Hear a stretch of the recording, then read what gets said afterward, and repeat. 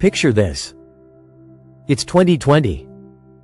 A cargo ship is stuck somewhere it shouldn't be, factories in China have gone silent overnight, and half the world's phone brands, car companies, and pharmaceutical giants are staring at empty shelves, panicking.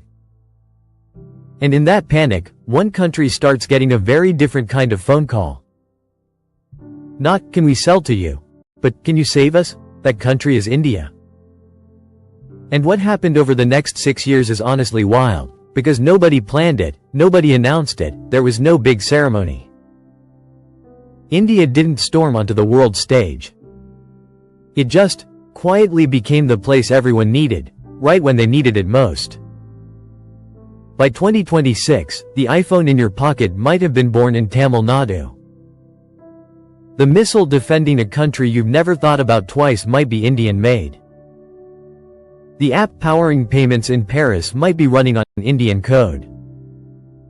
And most of the world hasn't clocked it yet. So let's go find out how this actually happened, piece by piece, factory by factory, deal by deal. Before we get into it, if you're the kind of person who likes watching a country actually change in real time instead of just reading headlines about it, hit subscribe, because this channel is basically a front row seat to India doing things nobody expected. Okay, let's get into the factories first. So rewind to before all this. For decades, if you said, "Made in India," most of the world pictured textiles, maybe pharmaceuticals, definitely not precision electronics. India was the country you sold to, not the country that made the thing you were selling. Then 2020 happened. And suddenly every company on earth that had put all its manufacturing eggs in one basket, mostly one country, realized that was a terrifying way to run a business. Executives started using a phrase that's now everywhere in boardrooms, China plus one. Meaning, keep China, sure, but you need a second option. A backup. And India raised its hand.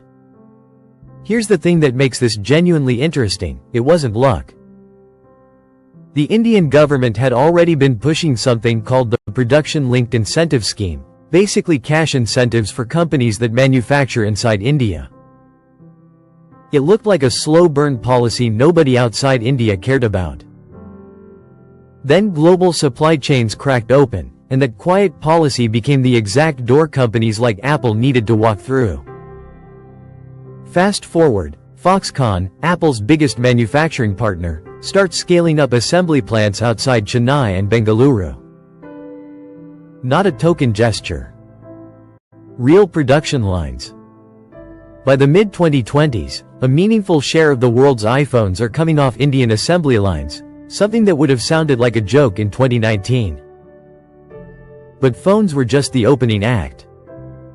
What happened next is where it gets genuinely shocking.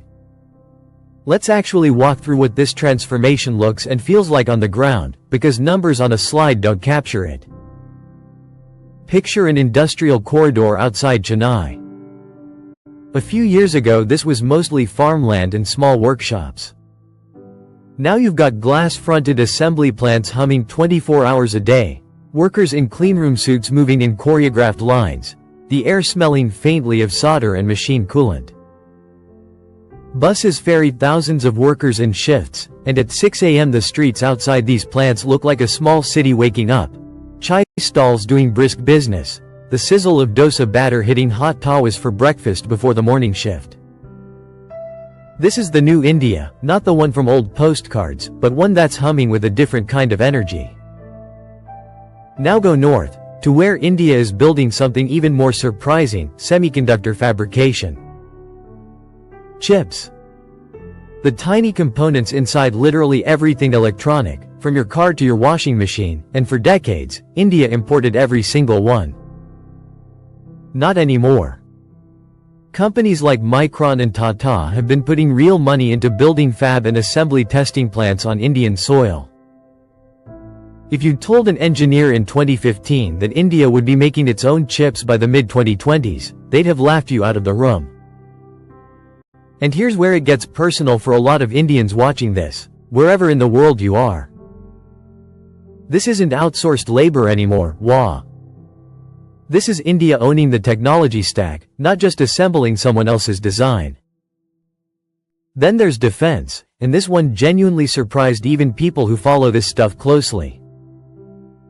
For most of independent India's history, the country was one of the world's largest arms importers. Buying, not selling. But by 2024, India's defense exports crossed roughly $2.5 billion, a number that would have seemed like science fiction a decade earlier. The Philippines bought India's BrahMos supersonic cruise missile system, the first time India exported that kind of frontline weapons tech to another country.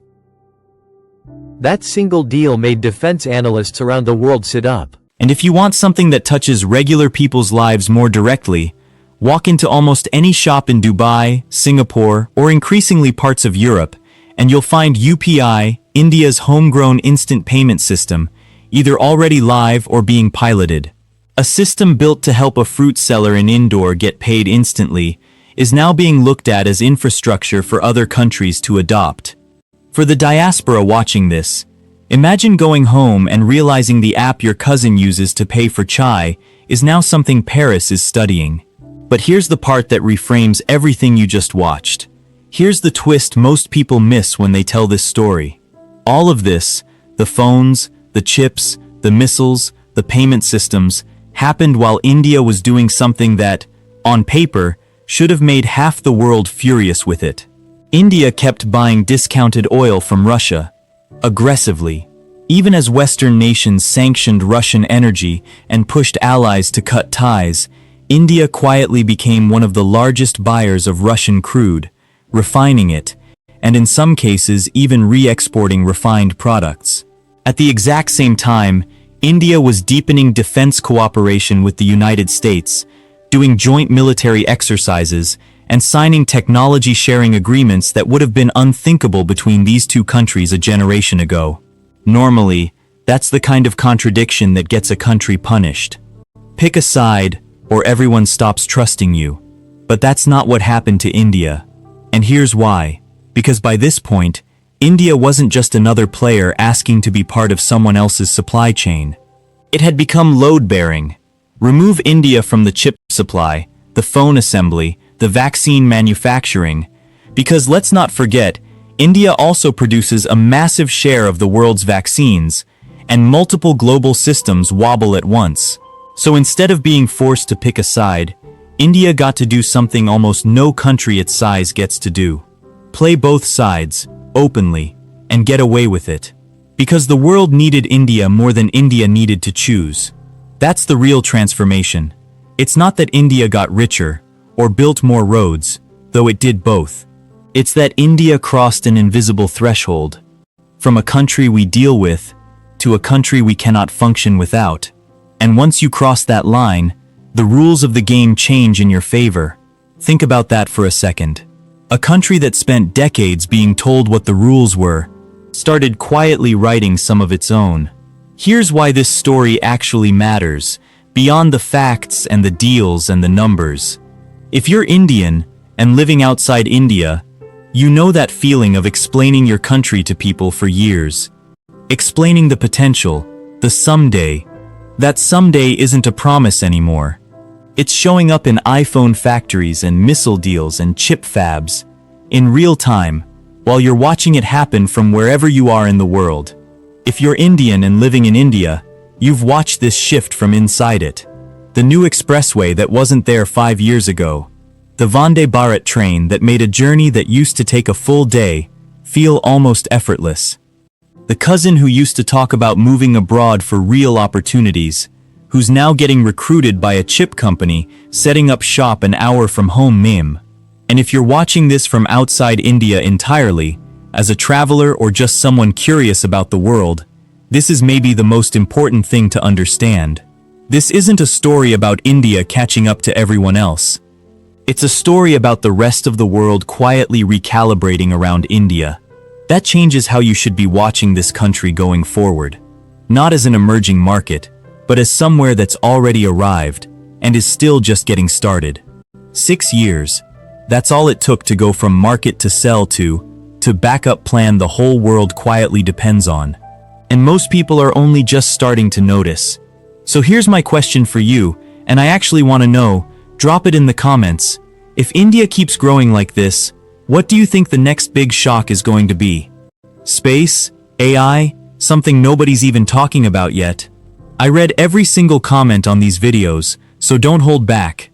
And if this kind of story, the real, quiet, under-the-radar transformation of India, is something you want more of, there's another video I think you're going to want to watch right after this one, because it goes even deeper into one piece of this puzzle that I only touched on today. Hit subscribe if you haven't, turn on notifications, and I'll see you in the next one.